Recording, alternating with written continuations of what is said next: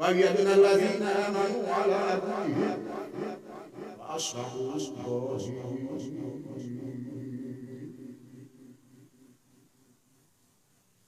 الله أكبر. سمع الله لمن حمده. الله أكبر. الله أكبر. الله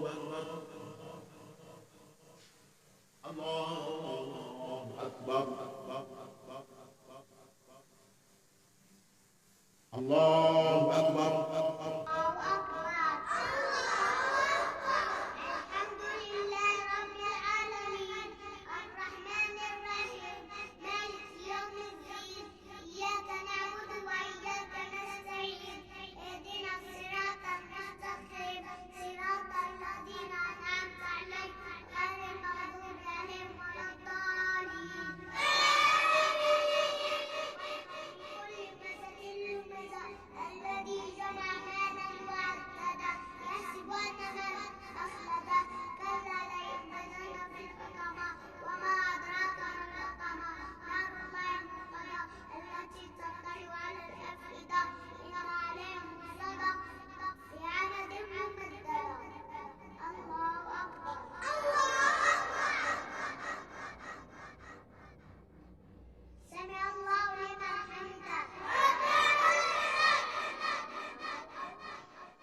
بسم الله الرحمن الرحيم. الحمد لله رب العالمين. الرحمن الرحيم. مالك يوم الدين. إياك نعبد وإياك نستعين. اهدنا الصراط المستقيم، صراط الذين أنعمت عليهم غير المغضوب عليهم ولا الضالين.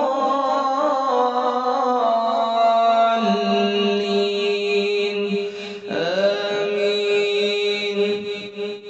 Salat mazhab Bung Karno itu sangat berbeda jelas, bahkan bertolak belakang dengan imam mazhabul arba, imam yang empat, baik itu Imam Maliki, Imam Hanafi, Imam Syafi'i atau Imam Hambali. Saya katakan mazhab Bung Karno itu bukan semata-mata saya mengatakan demikian di kabilah, tetapi syekhnya sendiri yang mengatakan bahwa beliau mengikuti mazhab Bung Karno sebagaimana dalam video ini.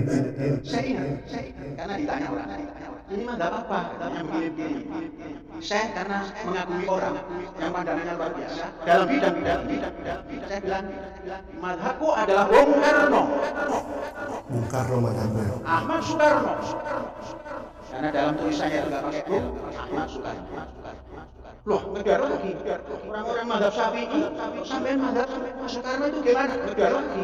Orang-orang madhab Syafi'i sampai madhab Soekarno itu gimana? Kalau imam mazhabul arba, baik Imam Maliki, Hanafi, Syafi'i dan Hambali, tentunya mengikuti apa yang dicontohkan oleh Nabi Sallallahu Alaihi Wasallam.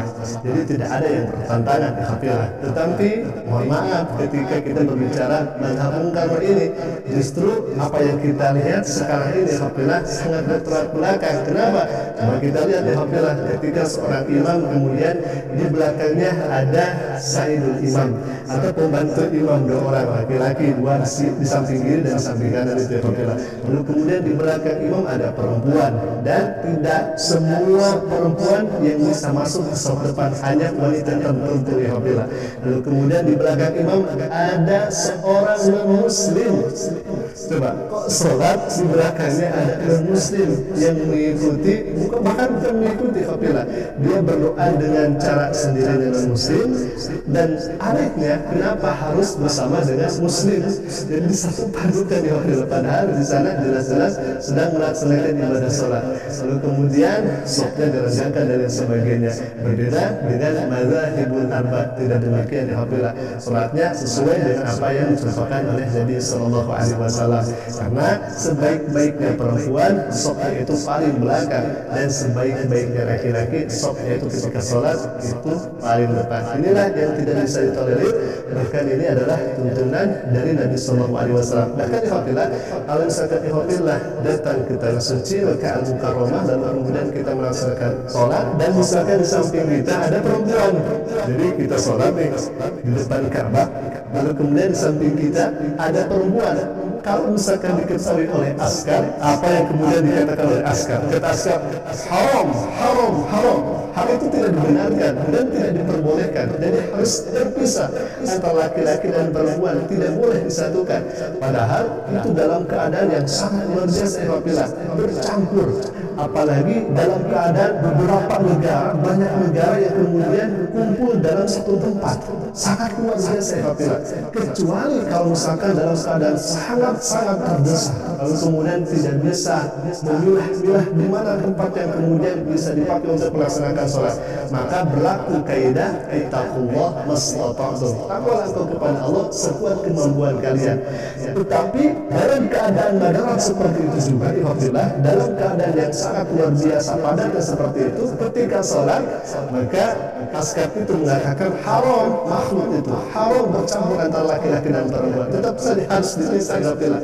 Apalagi kalau misalkan melihat di pesantren tersebut, alhamdulillah, yang viral-viral ini, yang kemudian laki-laki dan perempuan itu dicampur. Padahal tempat yang lainnya kan masih luas, tempat yang lainnya masih ada untuk melaksanakan ibadah sholat. Maka dari itu kami meminta dalil mana yang membolehkan di depannya ada imam, lalu kemudian di belakangnya ada non-muslim yang kemudian tidak mengikuti sholat, tetapi dia berdoa dengan caranya.